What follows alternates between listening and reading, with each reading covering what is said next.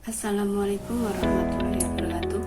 Perkenalkan, saya Rika Ayunta Twilia dari mahasiswa PPG Prajabadan Universitas PGRI Madiun. Saya akan mempresentasikan mengenai panduan observasi ragam karakteristik peserta didik yang telah saya susun. Sasaran observasi yang saya buat yaitu kelas 12 MIPA 4 di SMA Negeri 6 Madiun. Tujuan dari observasi yang saya buat adalah untuk menemukan ragam karakteristik peserta didik di kelas 12 MIPA 4. Metode observasi yang saya gunakan adalah wawancara. Panduan observasi yang saya lakukan yaitu bersikap sopan terhadap narasumber, membuat kontak mata ketika mengajukan pertanyaan, mendengarkan jawaban narasumber dengan seksama, dan memberikan jeda bagi narasumber untuk memikirkan jawabannya. Waktu observasi yang saya lakukan yaitu pada jam istirahat kedua, yaitu pada pukul 12.15 sampai 13.00 waktu Indonesia Barat. Tempat observasi yang saya lakukan yaitu di halaman sekolah SMA Negeri 6 Madiun.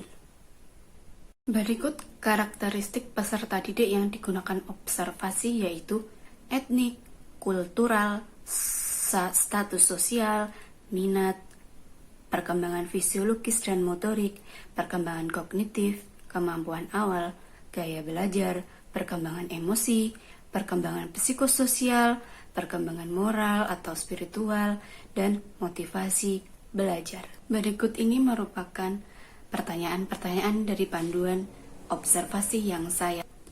Yang pertama adalah etnik. Pertanyaannya sebagai berikut. Berasal dari apakah etnik peserta didik? Pernahkah peserta didik berinteraksi dengan seseorang yang berbeda etnik? Selanjutnya, panduan yang kedua yaitu kultural. Pertanyaannya, di manakah peserta didik tinggal? Budaya apa yang sering diadakan di sekitar tempat tinggal peserta didik? Bagaimanakah tanggapan peserta didik terhadap budaya tersebut? Yang ketiga, status sosial. Apa pekerjaan ayah dan ibu dari peserta didik? Berapakah penghasilan rata-rata ayah per bulan? Berapakah penghasilan rata-rata ibu per bulan? Berapakah uang saku peserta didik setiap hari yang dibawa ke sekolah? Apa saja fasilitas pendidikan yang didapatkan dari orang tua? Yang keempat, yaitu minat. Pertanyaannya berupa, apakah peserta didik kesulitan pada pembelajaran biologi? Apakah mata pelajaran peserta didik yang disukai? Mengapa peserta didik menyukai mata pelajaran tersebut? Apakah pekerjaan atau cita-cita yang diharapkan peserta didik? Yang kelima, perkembangan fisiologis dan motorik. Pertanyaannya, berapa berat dan tinggi peserta didik saat ini? Apakah peserta didik memiliki gangguan pada mata? Apakah peserta didik memiliki riwayat penyakit? Apakah peserta didik tumbuh ideal dan sehat? Apakah peserta didik mensyukuri kondisi fisik saat ini? Yang keenam, perkembangan kognitif. Apakah peserta didik mampu mengingat materi pelajaran? Yang kedua, apakah peserta didik mampu memahami materi pelajaran? Yang ketiga, apakah peserta didik mampu mengaplikasikan materi pembelajaran? Yang keempat, apakah peserta didik mampu menganalisis materi pembelajaran? Yang kelima, apakah peserta didik mampu mengevaluasi materi pembelajaran? Yang keenam, apakah peserta didik mampu membuat atau menciptakan rancangan dari materi pembelajaran? Selanjutnya, kemampuan awal. Apakah ada tes untuk masuk ke sekolah SMA Negeri 6 Madiun? Apakah peserta didik sudah mengetahui tentang materi pembelajaran sebelum diadakan proses pembelajaran? Nah, sejauh mana peserta didik mengetahui materi pembelajaran sebelum diadakan proses pembelajaran? Selanjutnya, gaya belajar. Bagaimana cara peserta didik belajar? Apakah gaya belajar peserta didik visual, auditif, kinestetik, serta reading and writing. Apakah peserta didik suka belajar berkelompok ataukah individu? Metode belajar seperti apa yang peserta didik sukai ketika proses pembelajaran?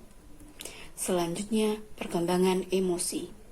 Apakah peserta didik merasa sedih atau marah secara tiba-tiba? Apakah peserta didik pernah ada masalah dengan teman atau anggota keluarga? Bagaimana peserta didik dapat memecahkan masalah tersebut? Yang selanjutnya, perkembangan psikososial.